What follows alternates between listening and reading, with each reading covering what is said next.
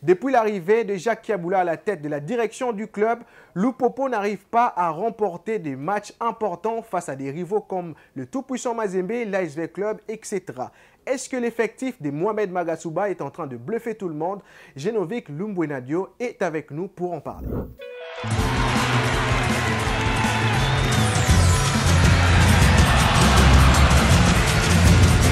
Oui, je suis Genovic Lumbwenadio, journaliste sportif à actualité.cd, média en ligne congolais. Oui, ce match nul pour moi est un résultat satisfaisant pour le Popo parce que vous devez le savoir que l'FC Saint-Olo, le Popo, contrairement à Mazembe, sortait de 2 semaines de trêve. C'est une équipe qui était en repos, pas par sa propre faute, c'est parce que la Linafoot voulait que certains matchs soient reprogrammés vu que Mazembe jouait à la compétition interclub de la CAF. Donc Mazembe était plus en jambes que le FC Saint-Olo, le Popo. Donc en termes de quart des niveaux, la fraîcheur et tout, Mazembe était plus compétitif que le Popo. Donc pour moi, c'est mérité dans la mesure où il y avait un écart en termes de rendement, surtout des joueurs, parce que le Popo sortait d'un match gagné contre les 16 Don Bosco. Voilà, je qualifie les 16 Don Bosco comme étant les distributeurs officiels de points à la Linafoot parce que cette équipe ne gagne pas trop. Donc il n'y avait pas assez d'adversité, il n'y avait pas assez d'engagement, d'intensité dans ce match. Donc c'était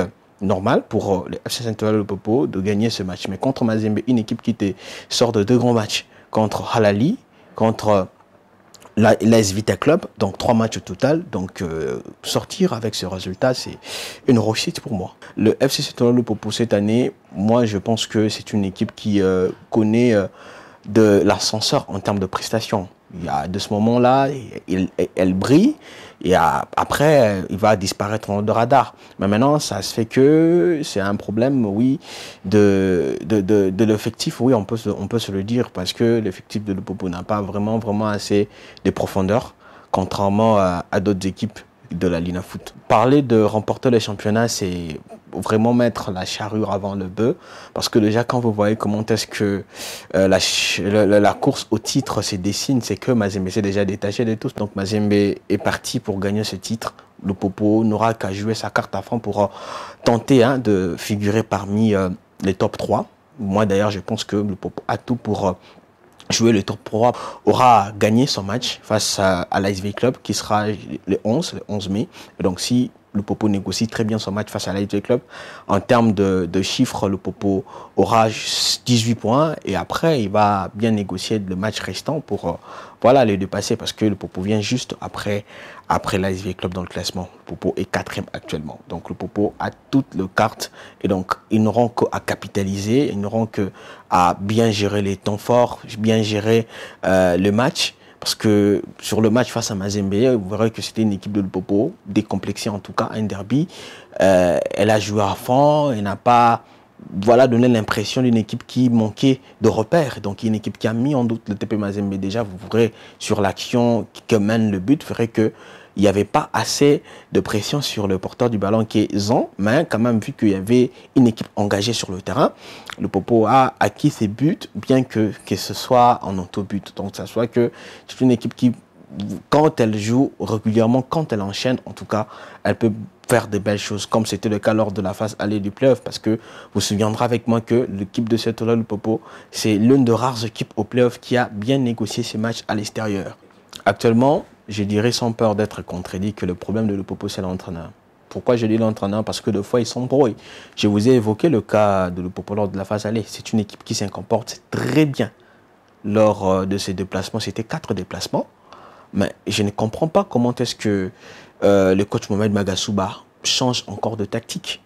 Déjà, quand un 4-4-2 te réussit à merveille, comment tu veux encore te rabattre avec une nouvelle tactique? Deux fois, ça varie, ça devient 4-3-3. Je ne comprends pas parce que le 4-4-2, ça marchait avec, c'était un 4-4-2 losange.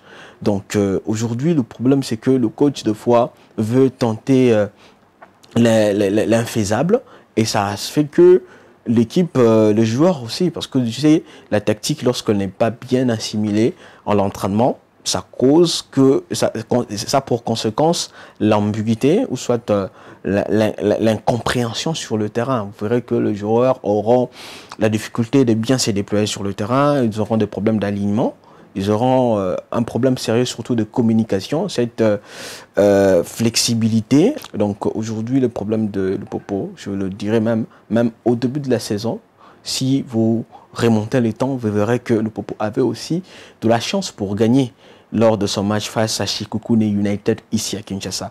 Mais pourquoi est-ce que le Popo s'est fait éliminer? Parce que Mohamed Makasuba avait opéré des changements, avait opéré de tactiques dans le match, sur les deux matchs, des tactiques qui ne corroboraient pas à l'équipe en face. La thèse selon laquelle l'entraîneur est à la base de ce qui se passe avec le Popo. Parce que si l'entraîneur donnait du temps, si l'entraîneur tapait du poing sur la table, le Popo n'allait pas nous proposer de contenus divers comme c'est le cas.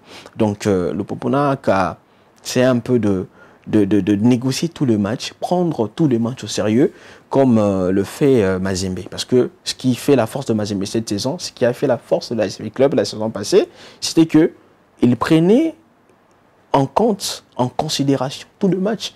Chose qui n'est pas le cas avec le Popo. Le Popo fait un match nul face à Don Bosco, mais il part te gagner l'AS Magnon. Le Popo te fait un nul face au FC Le Zègle, mais il part te gagner l'ASV Club. Donc il y a contradiction, il y a paradoxe. Donc le Popo doit essayer de s'inscrire dans la durée, éviter de nul et garder en fait son statut pour aller reconquérir la Ligue de foot. Mais je ne vois pas en tout cas sur les 2 prochaines saisons le Popo arriver à le faire. En tout cas, je reste dubitatif à cette idée, bien que le football demeure un sport de vérité et de contre-vérité. Mais le Popo, en tout cas, dans sa façon de se comporter, son mental, en tout cas, n'est pas jusque-là taillé vraiment pour le titre, comme c'est le cas pour l'ASV Club. Aujourd'hui, l'ASV Club souffre. On me verrait que l'ASV Club, la saison prochaine, elle reviendra avec d'autres arguments, elle reviendra avec d'autres ressources, et l'ASV Club va titiller Mazembe, par exemple, comme c'est le cas depuis 5 ans. Donc, le Popo, pour moi, est à l'image du Daring Club Motema Pembe. Il y a un contenu plaisant dans le fond, mais dans le résultat, ça casse les dents. Dans le résultat, ça déçoit. Donc, le Popo doit essayer de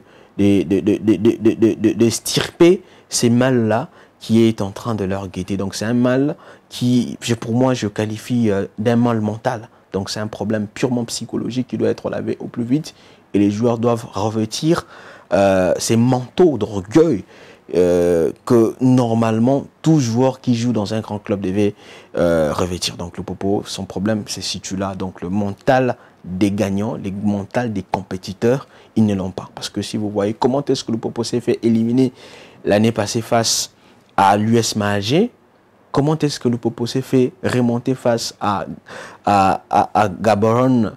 Comment est-ce qu'il s'est fait remonter par Marlon Mogalant? Ça se dit tout de l'état du club, l'état psychologique du club. Donc c'est une équipe qui n'est pas vraiment prête à se transcender, à se surpasser lorsque elle est attendue au tournant.